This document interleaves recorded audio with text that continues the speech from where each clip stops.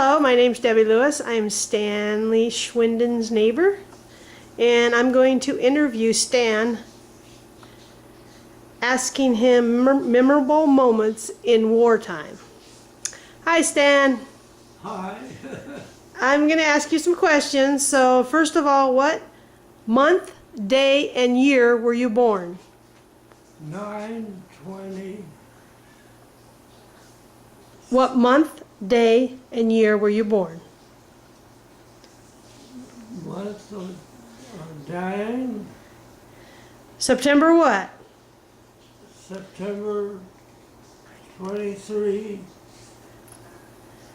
You were born what, September 9th? What day were you born? 9/23. Right, and you were born September 9th, 1923, correct? Right. Okay. Where were you born?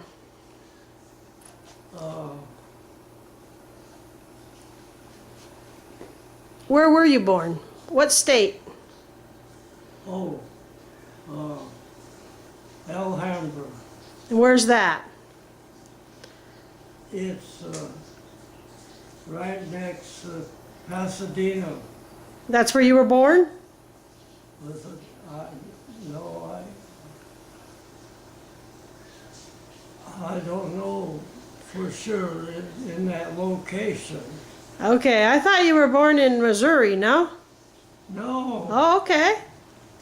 So tell me again where you were born.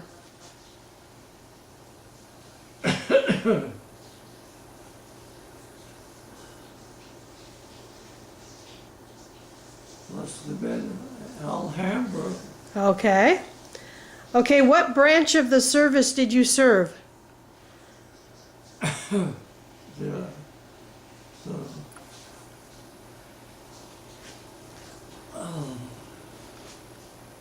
Was it the Air Force or Army or what were you? Army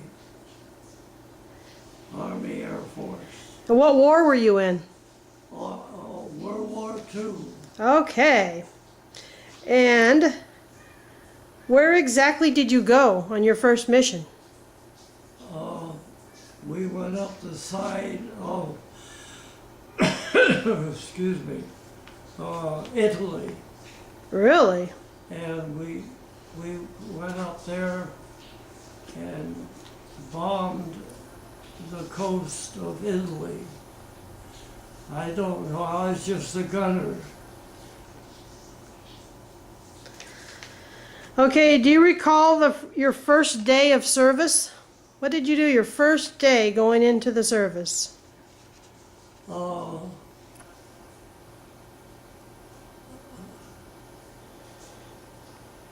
Did you go to boot camp or what did you do? They took us out in the Army, and we were in a block-long guys that were standing there, and they called out 10 people. And I was one of the 10 people because I worked for Long Beach, where they built the B-17s, and I was doing the riveting for the B-17s. And so when I gave them that information, they pulled me out of there and sent me to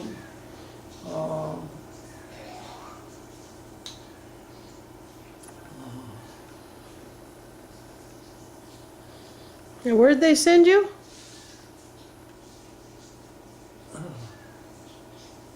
somewhere in the desert. Oh, really? Yeah, that's all I can remember. What they did, they had a P-51 with a steel cable dragging a windsock, which is about 6 feet long, and simulating the Luftwaffes. And you had to hit that that bag, The windsock? if you didn't hit that windsock, you were eliminated. Really? Eliminated. And you might say, how do they know, excuse me, who was who? Well, they put the guys all lined up from the bomb rack to the open side of the bomber, and they colored your bullets. Really? Colored them? Yeah, so they know who could hit the windsock. And going 200 miles an hour like the Luftwaffe. And what were you in? A B-17 or what were you in? We were in B-24s. There's where we were put in training. How many gunners were there? 6. You were one of the 6? Yeah. Each gunner had an ability, in essence, like the guy that was on the other side where we were opening up. He was an Indian, and he was there because he knew the code, how to type out the code. If and when we got shot down, to tell them when we're going to be. I well expected to get shot down because it happened 2 times in 2 different bombers, and the same place we were bombing was the Ploesti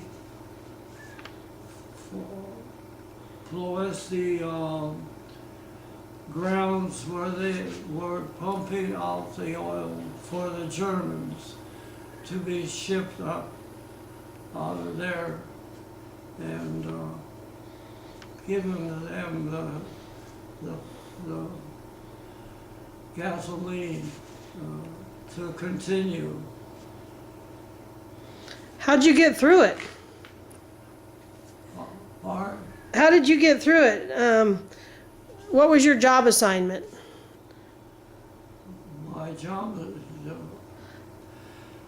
my job was to guard the right-hand side of the bomber Okay. from my position, which is between the wing and the tail. The B-24 had 2 tails, and so that's where we were going. Did you see combat? Did I see combat? Oh yes, after what they did after we were trained and they knew we could shoot very good. We were sent there from the United States down to Brazil, and we got to a point in the Atlantic Ocean where they had cut out 10 miles of forestry, and they lined us up down there where we lined up and flew and filled up with gas right there at that point. And the navigator took over on the ability to go clear across the Atlantic to Africa. Really? Yeah, and when we got to Africa and landed, we stayed in our bombers to find out where we were going and where not to go. And the nose of the bomber was A. Bear. He was a man who came from a family who spoke French. And he got out of the bomber and went down and talked with the guards, who all had these big automatic rifles with a spear. And he told him that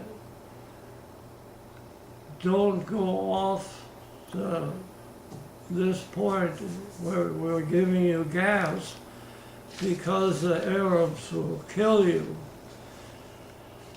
So we were happy to have A. Bear there, because we might step off in that area to see things. And we were very fortunate for A. Bear. And you know, there's always the navigator too. Were there many casualties in your unit? Many Was there many people that died in your unit? in our, Yeah, in your unit?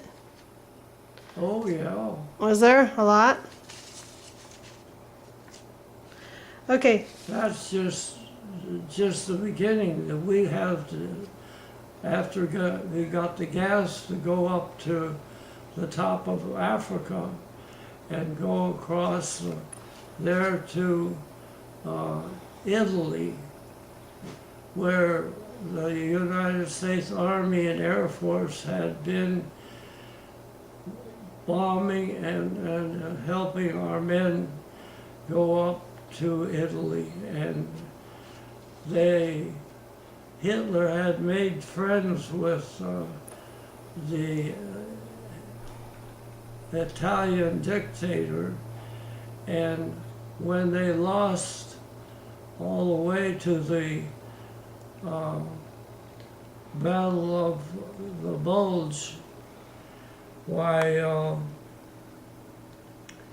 they got a hold of him and killed him, because the people, the Italian people, were very good to us where we were. They had took a whole range for all of our. I didn't know really how many we were. We were, gee, but anyhow, that. What was one of, tell me about a couple of your most memorable experiences. What was the most memorable experience of being in the war? Can you think of anything? Yeah, we finally got to Bulgaria, where Ploesti was, and the Ploesti was where there was 10 miles of oil pumping going on there, and we blew it up with bombs. I wasn't in charge of that. It was the master's charge. He had to do this because the bombs weighed so much.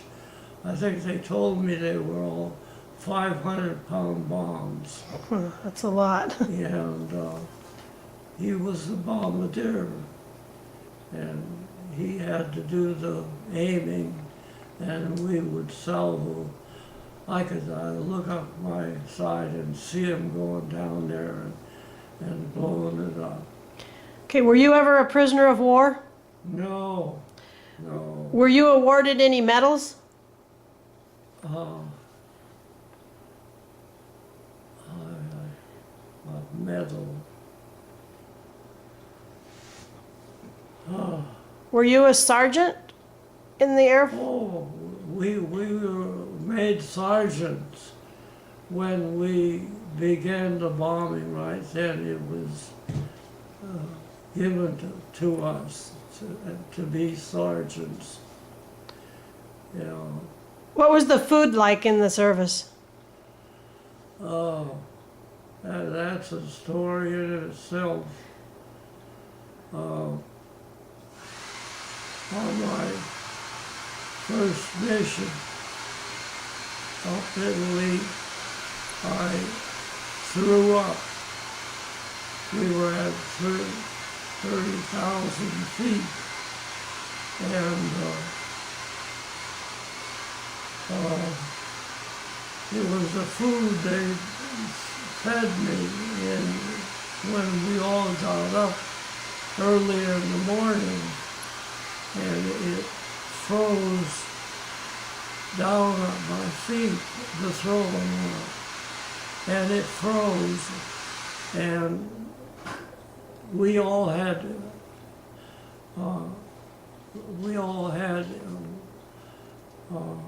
uniforms to keep us warm, and boots that were deep hair boots, and I was pulling my foot up and down, cracking the ice, and I called the trom and I said, "What's the temperature here?"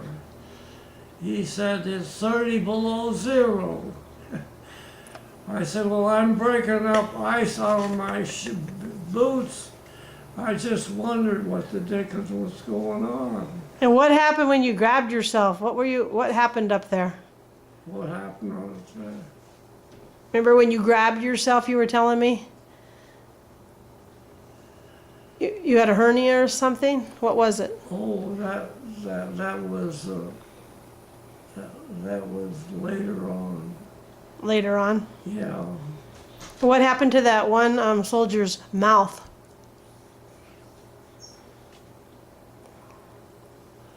Oh, you want to know? Well, before, way back then. Yeah, tell me way back what happened that one time. Oh, when we were training, we were put in a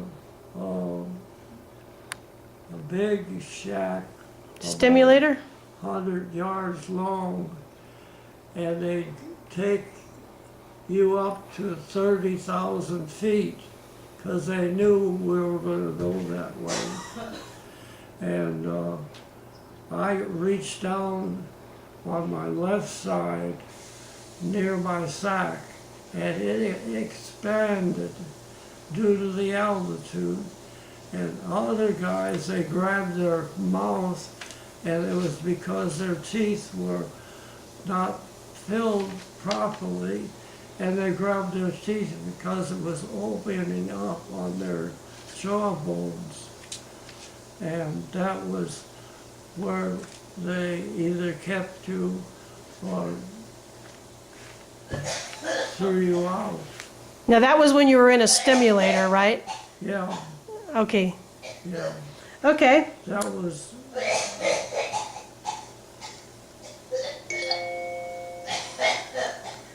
Okay. How did you stay in touch with your family? How did you stay in touch with your family? Oh, I could write letters to them, and my mother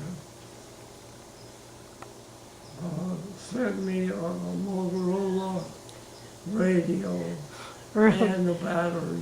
Did she? And I got it, and so we had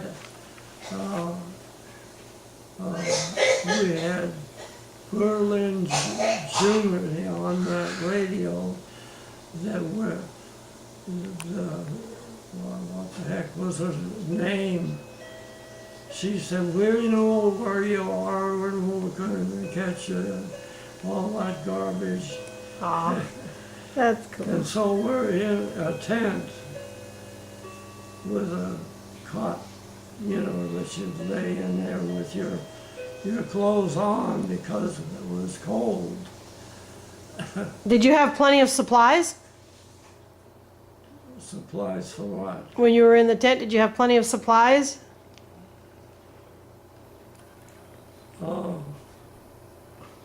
Our supplies is when we get ready to go, we'd go down there and they'd feed us early breakfast. Okay, did Did you have any pressure or stress when you were in the service? Oh, heck yeah. When they put me in that 30,000 foot tent, they took me and put me in a sort of a flat place and laid me out, and they put me out first by doping me so I wouldn't feel the pain. But when I woke up, here's 2 bars on his shoulder. That means he was a doctor, and all the doctors are made officers with 2 bars. Anyhow, he was sewing me up to help me heal back up.